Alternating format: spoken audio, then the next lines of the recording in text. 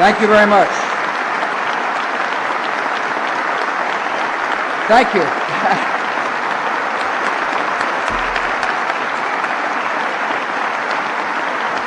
Okay. Thank you. Thank you all.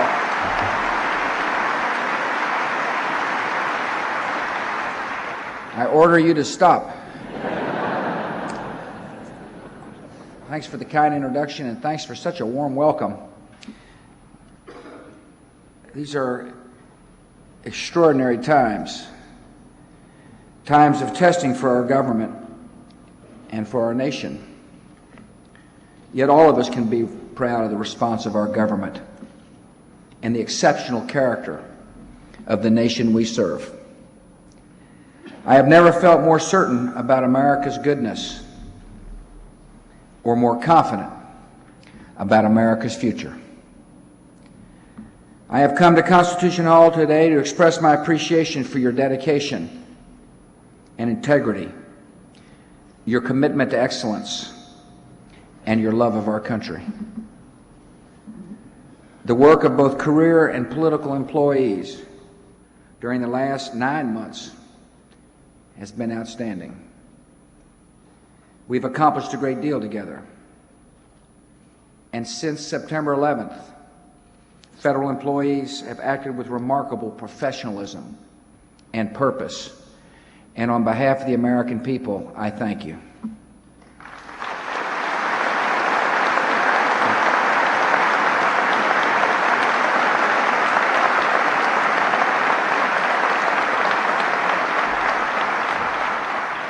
I want to thank my old college roommate and friend Clay Johnson for thinking of this idea of coming to Constitution Hall to speak to you. I want to thank Ruth Sanchez Way for her warm introduction and her work on behalf of the American people. I want to thank my friend Kay James for being here as well. I want to thank the Navy Band. Every time you play, I step a little lighter. I'm really proud of my cabinet. I want to thank members of my cabinet who are here, and I'm proud of you all as well.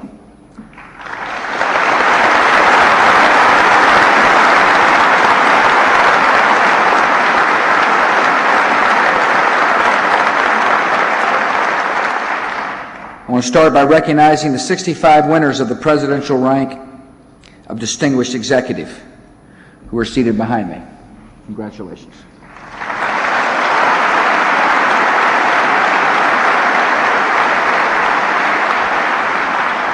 And I want to congratulate the meritorious executives who are here in the audience with us as well.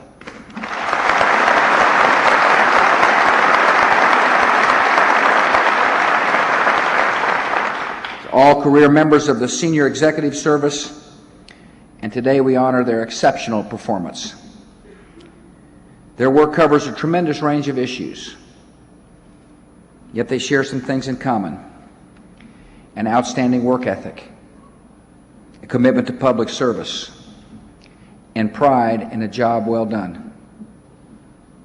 One person who was chosen to receive a Presidential Rank Award is not with us today.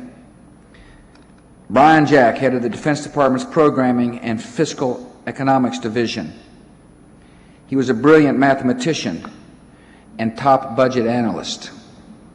A native Texan, a graduate of Stanford Business School, and newly married, Brian was a passenger on American Airlines Flight 77 when it crashed on September the 11th. Brian's wife, Barbara Ratchko, is with us today. I know how proud you are, Barbara, of your husband. And in this hour of grief, in your hour of grief, the nation is on bended knee with you. Where's Barbara?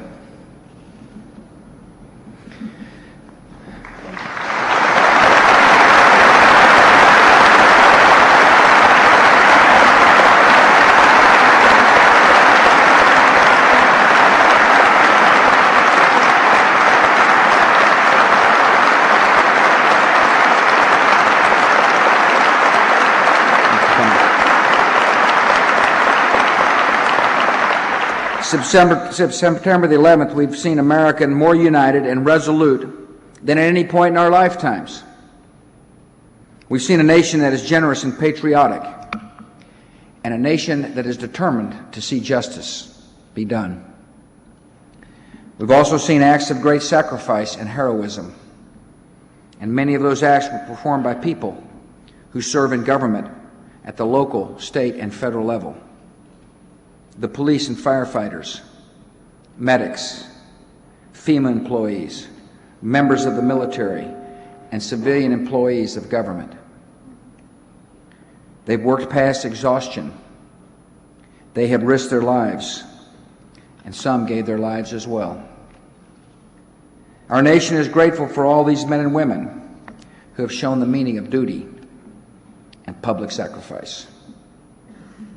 In times of war, the American people look to the government more than they do in times of peace. They count on government to help protect them, and we will. They count on the government to defeat those who are trying to destroy us, and we will. Yet while our government is focused on war against terrorism, it continues to have vital responsibilities in other areas. We will give our best to America in a war effort, in all other areas of responsibility as well. In doing so, we must resist pressure to unwisely expand government. We need to affirm a few important principles: that government should be limited but effective. It should do a few things and do them well. It should welcome market-based competition wherever possible. It should respect the role and authority of state and local governments, which are closest to the people. And government should do everything it can to strengthen families, which are the cornerstone of our society. Today, we're seeing one of the highest levels of trust in government since the mid-'60s. This is due partly to the surge of national pride that has swept our country since the terrorist attacks. But it's also because of how you've performed your jobs, particularly during the last month. The American people have placed their trust in us, and we will honor that trust. So let me say a few words about important values we must demonstrate while all of us serve in government. First, we must always maintain the highest ethical standards.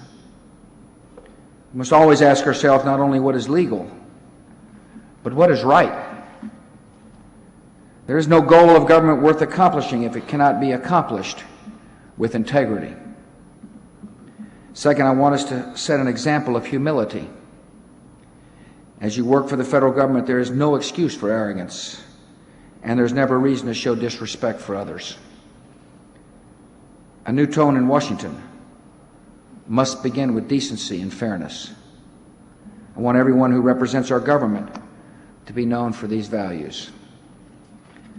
Third, we must confront the tough problems, not avoid them and leave them for others.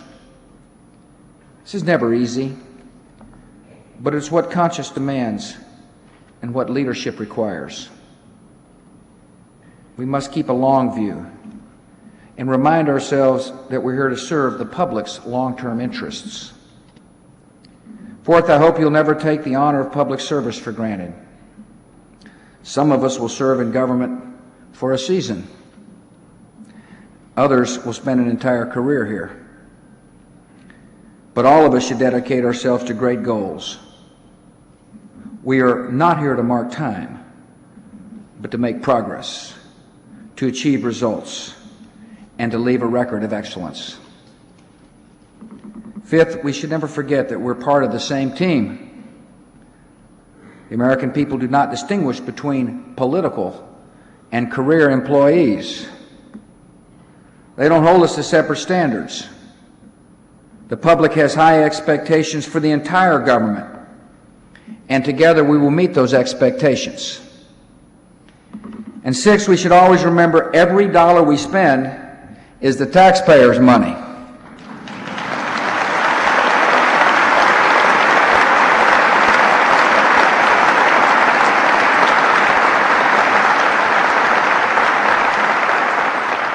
People worked hard to earn it, and so we should spend it wisely and reluctantly. That will take discipline and creative leadership, and I urge all of us to show that kind of leadership.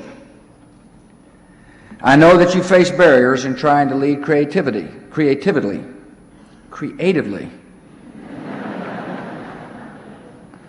Some of them are imposed by Congress, including barriers to hiring people you need, rewarding men and women of merit, and contracting services which would save the taxpayers money.